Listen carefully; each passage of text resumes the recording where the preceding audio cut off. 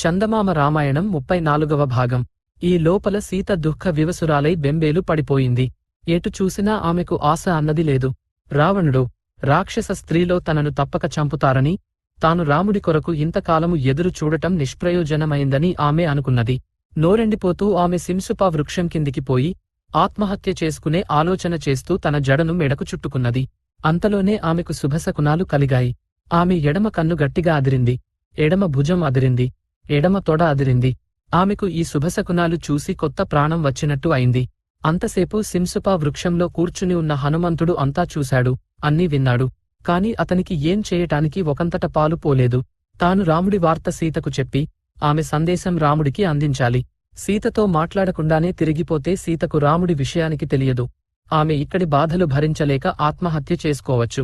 అదిగాక సీత ఏమన్నది అని రాముడు తప్పక అడుగుతాడు. నేను ఆమెతో మాట్లాడలేదు అంటే రాముడు తన చూపులతోనే నన్ను దగ్ధం చేస్తాడు.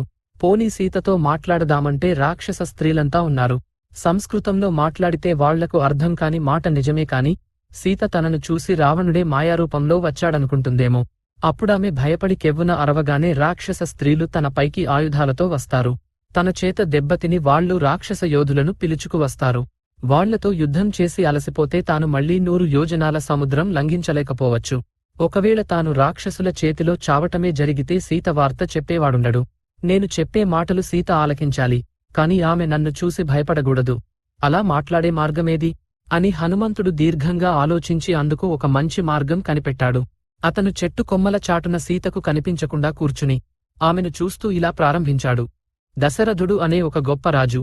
ఆయన జ్యేష్ఠపుత్రుడు రాముడు మిక్కిలి అందమైనవాడు, గొప్ప విలుకాడు. తండ్రి ఆజ్ఞచేత ఆ రాముడు భార్యను, తమ్ముణ్ణి వెంటబెట్టుకుని అరణ్యాలకు వెళ్లాడు. అక్కడ అతను ఖరుడు మొదలైన అనేక రాక్షసులను చంపాడు.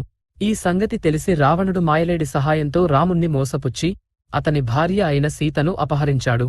రాముడు సీతను వెతుకుతూ వచ్చి సుగ్రీవుడనే అతనితో స్నేహం చేసి వాలి అనే వానరరాజును చంపి ఆ రాజ్యాన్ని సుగ్రీవుడికిచ్చాడు. ఆ సుగ్రీవుడు సీతాదేవిని వెతకటానికి అన్ని దిక్కులకు వేలకువేల వానరులను పంపాడు.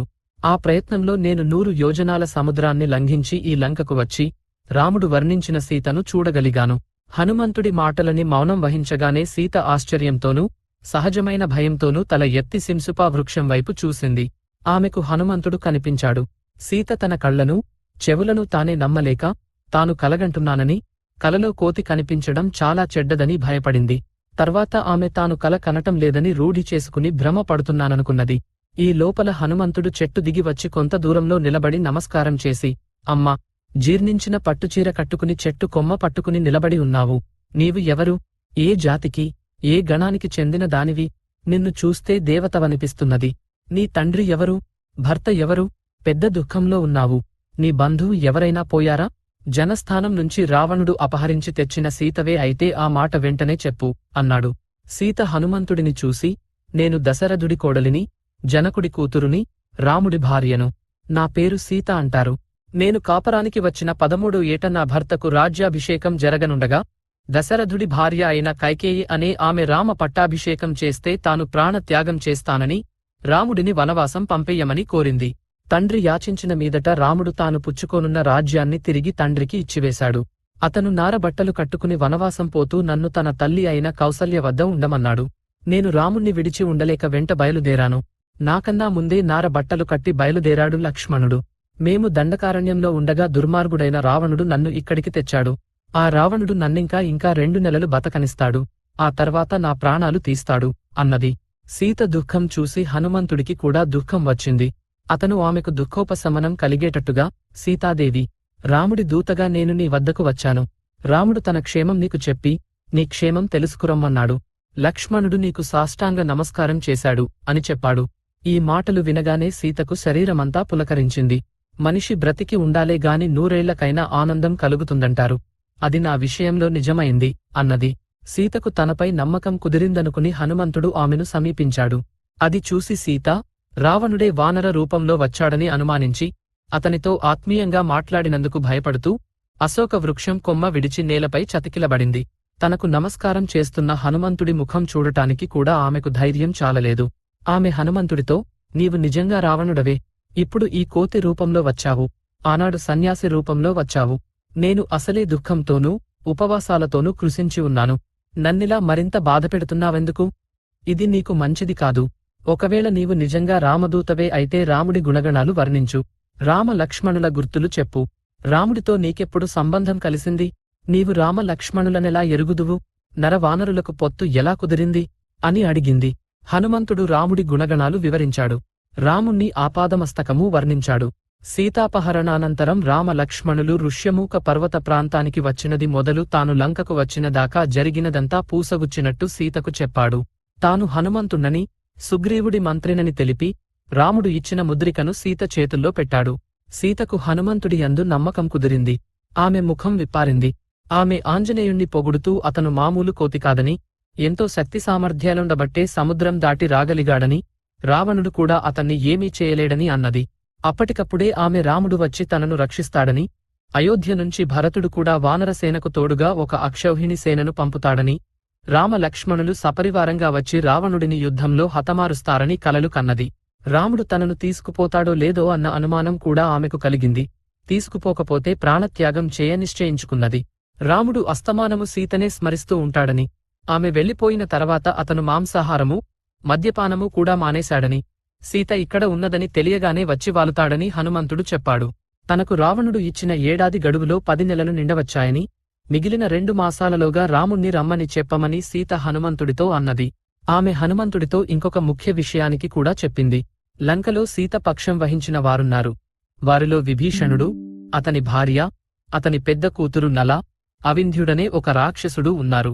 హనుమంతుడు సీతతో, అమ్మా, నీవింక ఒక్క క్షణం కూడా దుఃఖించనవసరం లేదు. నా వీపు పైన ఎక్కు, ఒక్క క్షణంలో సముద్రాన్ని దాటేస్తాను అన్నాడు. హనుమంతుడు చిన్న ప్రమాణంలో ఉండటం చూసి సీత అతని మాటలు నమ్మలేక, నీవేమిటి, నన్ను వీపున ఎక్కించుకుని సముద్రం దాటటమేమిటి, మొత్తానికి కోతివనిపించావు అన్నది. ఈ మాట వినగానే హనుమంతుడికి అవమానమైంది. అతను సీతకు కొంచెం ఎడంగా వెళ్లి తన శరీరాన్ని భయంకరంగా పెంచాడు. అతని శరీరం మండుతున్నట్టు కాంతివంతంగా కనబడింది. సీతాదేవి, నిన్నే కాదు ఈ లంకనంతా పాదుతో సహా పెరికి తీసుకుపోగలను. అందుచేత భయపడక నా వెంబడి వచ్చేయి అన్నాడతను. కాని సీత అభ్యంతరాలు చెప్పింది. తనను వీపును ఎక్కించుకుని సముద్రం మీదుగా బయలుదేరగానే సాయుధులైన రాక్షసులు చుట్టుముట్టుతారని, తాను భయపడి సముద్రంలో పడిపోవచ్చునని, అందువల్ల తనకు హనుమంతుడికి కూడా అపాయం కలగవచ్చునని, ఒకవేళ హనుమంతుడే రాక్షసులనందరినీ చంపినా అందువల్ల రాముడికి అపకీర్తి వస్తుందని, అందుచేత హనుమంతుడు వెంటనే తిరిగి వెళ్లి శీఘ్రంగా రాముణ్ణి తీసుకురావటమే మేలని అన్నది. హనుమంతుడు పరపురుషుడు గనుక అతని శరీరాన్ని తాకటానికి తనకభ్యంతరమున్నట్టు సీత వ్యంగ్యంగా, నేను పతివ్రతను, రాముడి శరీరాన్ని తప్ప తాకలేను. రావణుడు నిన్ను తాకలేదా అంటావేమో. ఆ సమయంలో నేను ఏమి చేయటానికి అసమర్థురాలిని, పైగా దుఃఖవివశనై ఉన్నాను. నా భర్త దగ్గర లేడు. అలాంటి స్థితిలో రావణుడు నన్ను తాకాడు అన్నది. హనుమంతుడి అభిప్రాయాన్ని గ్రహించి, పరపురుషుడినైన నా వీపుపై ఎక్కటానికి నీకభ్యంతరం ఉండటం భావ్యమే. నిన్ను నేను చూసినట్టుగా గుర్తుగా రాముడికి ఏదైనా ఇయ్యి అన్నాడు. రాముడికి గుర్తుగా ఉండగలందులకు సీత హనుమంతుడితో ఒక పాత సంఘటన చెప్పింది. ఈ సంఘటన చిత్రకూట పర్వతం వద్ద గంగా తీరాన ఒక ఋష్యాశ్రమంలో సీతారాములుండగా జరిగింది. ఒకనాడు సీత అక్కడి పుష్పవనంలో విహరించి అలసిపోయి రాముని తొడపై కూర్చున్నది. అప్పుడు ఒక కాకి వచ్చి సీత రొమ్ము మధ్య పొడిచింది. సీతకు కోపం వచ్చి మట్టిబిళ్లతో దాన్ని తరిమింది. కాని ఆ కాకి వెళ్లిపోక మాటిమాటికి సీత మీదికి రాసాగింది. కాకి చేత అవస్థ పడుతుండే సీతను చూసి రాముడు హేళన చేసి కోపం తెప్పించి తర్వాత ఆమెను ఓదార్చాడు. తర్వాత సీత రాముడి తొడపై తలపెట్టుకుని చాలాసేపు నిద్రపోయింది. ఆమె నిద్రలేవగానే రాముడు ఆమె తొడపై తలపెట్టుకుని తాను కూడా నిద్రపోయాడు. ఆ కాకి తిరిగి వచ్చి సీతను మళ్లీ రొమ్ము మీద పొడిచి మాంసం తినసాగింది. ఆమెకు పెద్ద గాయమై రక్తం కారి రాముడు కూడా తడిచాడు.